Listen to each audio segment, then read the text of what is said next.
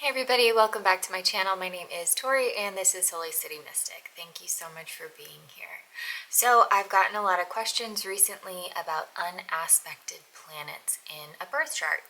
First of all, I want to just point out it's really hard to get an actually unaspected planet. And what I mean by that is there is no relationship between that planet and another planet. So if you take into account harmonics or harmonic aspects, if you guys want to look more into this, Rick Levine has done a ton of work on it. I will link his stuff below. He has some really amazing stuff out there. But basically what it is it's splitting a circle into multiple sections, multiple pie slices. So a quintile is a circle split into 5. So 2 planets are actually 72 degrees apart. So that is not a traditional aspect where you can see that 15 degrees of one sign is actually a perfect square or sextile or trine away from 15 degrees of another sign. This can be an absolutely perfect quintile, but they're at 2 different degrees of 2 different signs. Then you have a biquintile, which is 144 degrees. So even if it looks like it's not aspecting anything, it might be one of the harmonic aspects. You can also have septiles, splitting the circle into 7 pie slices. You can have a biseptile or a triseptile even, and so on and so forth. They have octiles. You just kind of go down the list, and there are a lot of different relationships that planets can have to each other. And since there are so many points in the chart, there are so many planets in the chart, the odds of a planet actually having no relationship to another planet is very low. And each one of those relationships means something different. Also, the term inconjunct, which is either one sign over from where you are, so if you're Aries, it's either in Pisces or in Taurus, or one sign across and then one sign over. Again, with Aries, that would either be Scorpio or Virgo, because Libra is directly across and then Scorpio or Virgo are on either side of Libra. So the term inconjunct actually means without aspect.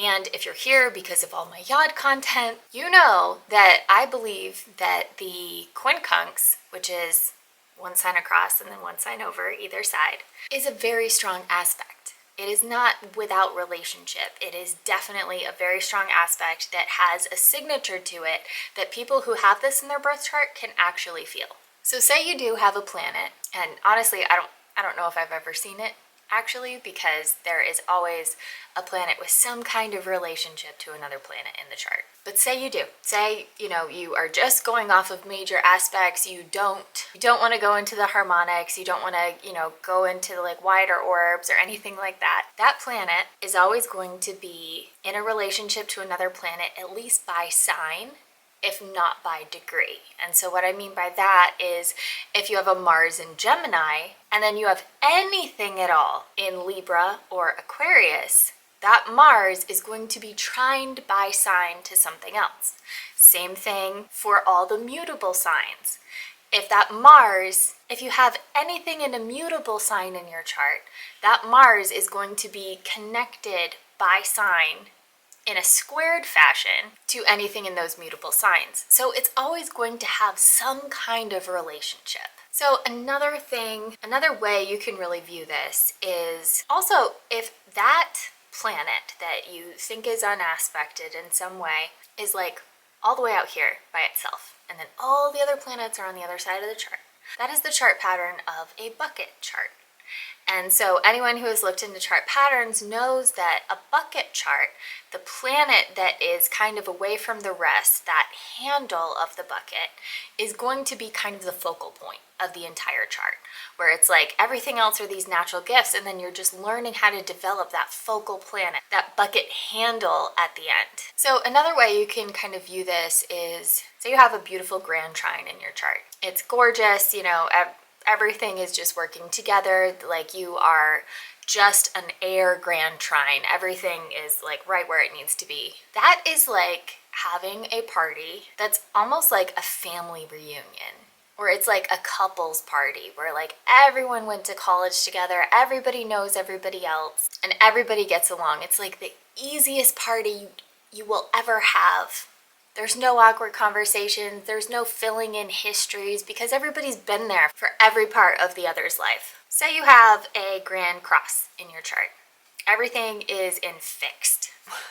It's just squares and oppositions. That's the only thing that makes up your chart. That is like having a room full of opponents, where it's almost like a debate or like a courtroom or something, where it's like you are all getting together to discuss differences, come to some kind of resolution, but you are coming in at opposite ends or conflicting ends of an issue. Since those two situations are extremely rare in a birth chart, think about it as like just a normal party, where you might know some people, you might not. There's your friend from college there, there's a beautiful Trine, there's that girl that you like really can't stand, you've been frenemies for as long as you've known her. But it's fine because you know, like you're just gonna like avoid that as much as possible. But there is one person there that nobody remembers inviting and nobody knows. That's kind of like your unaspected planet. So it's like that party, there's this person, and it's like this difficulty to describe, difficult, you know, to like include them in the conversation, and people are just like, oh, how did you hear about this party? And they're like, well, I just, you know, I saw the lights and so I thought I'd stop by. And people are like, okay, are you a serial killer? You know, is this something we need to be afraid of? You know, maybe you're super cool, like, you know, maybe you're gonna like start joining our parties in the future or something like that. So this is the part where a lot of astrologers describe an unaspected planet as like wild or, you know, untamed. I've heard it described as, but it's like nobody is ignoring the person that nobody knows. There is some kind of relationship to the person that nobody knows. And so you might be trined by sign, and you might be like, they seem pretty cool, like they're funny, or you know, someone else might be like, oh, they're kind of cute, I want to talk to them. You might be squared by sign, where the person's like, why are they even here? Nobody invited them.